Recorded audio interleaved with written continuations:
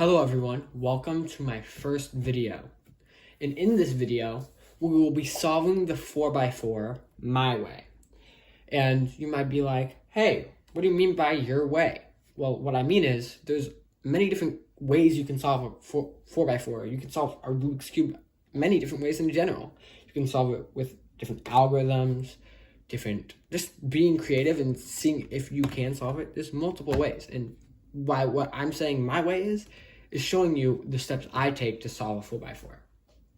So before we get into it, please like this video, subscribe to the channel, and leave a comment if you do want a guide, because if you do want a guide on the 4x4, I can give that to you. All right, let's begin. And first, we can't have it already solved, so we have to scramble it.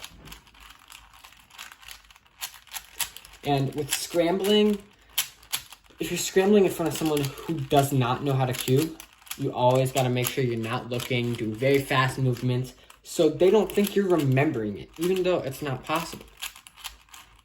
So everyone that I talk with and cube next to are like, hey, you're cheating when you're scrambling it because you know what you're doing and you're just gonna reverse it.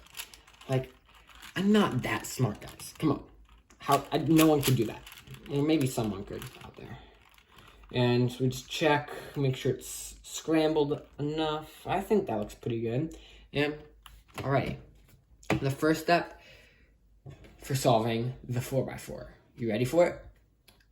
The first step is to get the centers. So we got the white center first. So I see these two right here, and I immediately think they can be pushed together. Next, we got any piece that works in there. And whoa, we already got the white center. Now we move on to the opposite, which is the yellow center. And the yellow center we have right here, we see two up, and we do this algorithm so we don't break this. That's basically up or right, U, right prime. So we didn't mess anything up here, and this was able to fit in. And now we do the same thing here.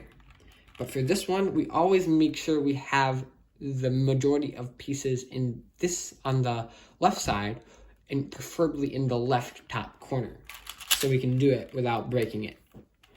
Next, after we've solved the white and the yellow, I would solve the red, because how I think of it is white on top, red, blue, orange, green, back to red. That's the easiest way for me to remember it. So I'd start with a red, I'd see these two, get them down. Because this one's on the opposite side, we have to spread out a little bit more so we can grab it and then push it back in. Now we got blue. We got the blue center and stretch it out a little bit more. And now, once you solve orange, green will solve itself. And so boom, we now have all centers completed. So next, we need to make sure we get it into 3x3 form, because 3x3 form is way easier to solve. So we have the centers of a 3x3, we have the corners, but we need the edges to match up. And so this looks like it might match up because it's two greens on top, but look, it's red and orange on bottom. So we need the red and red, or we need the orange and orange. So we gotta go looking for them. So I normally start with the white edges. So white, green, let's find the other white, green right here. Make sure you put them on opposite sides of the cube. So when you do this algorithm, it doesn't break it. Now guys, a reminder again, this is not a guide. I'm just trying to show you my way. So if you're like, wait, I didn't memorize the algorithm you used, maybe comment down below if you want an algorithm, and maybe comment down below what other cubes you want to see on this channel. So I'm gonna speed this up a little bit because it might be a little tedious to do all of them kind of slow. And so I'm gonna speed it up a tad. And I can't go super fast because obviously it's a lot of work.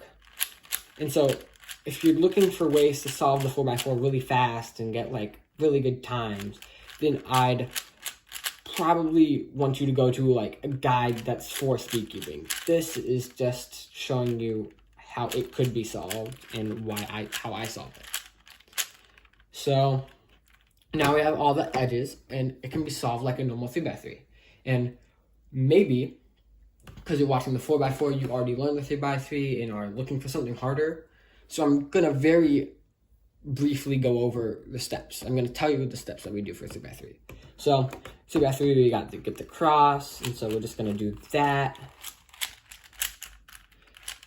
And for this, I do use the beginner's method because I am still kind of learning how to fully do CFOP. I've learned some of it, but not all of it. What I'm hoping for here is not to have this thing called a parity. Because if we do have a parity, then it's really harder to solve the cube and it takes a lot more time. And we don't want to take a lot of time right now. Perfect, we didn't get the parity. What a parity could look like though is 1, 2, 3. And if you've seen a regular 3x3 Rubik's Cube, you know that's not possible to have 3 edges but not 1. So you have to use an extra step because there's 4 and not 3. But for this one, since there's no parity, we could solve it like a regular 3x3. And so this is the part I know of CFOP. And then we are very close. Now this is the last step. We have to move them all. Sometimes, here, let me show you. Let me get it for you.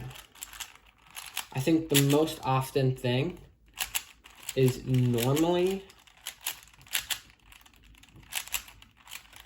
here, let me get it to that position so I can review it with y'all.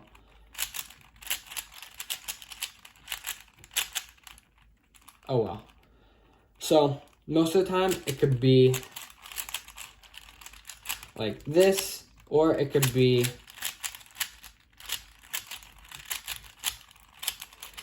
like this, where they're on opposite sides. Like see this and see this, and that's not a normal case on a 3x3, so you'd have to use an algorithm, which I will teach you, because this algorithm I kind of struggled with when I was learning how to do this. So it's this layer, this column, up twice, a top column, left twice.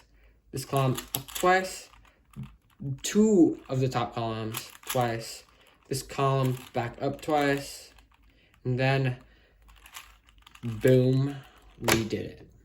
We solved the 4x4. Give a little clap. So now you know my way to solve the 4x4 Rubik's Cube. Thank you all for watching. I hope you had a good day, and leave a like,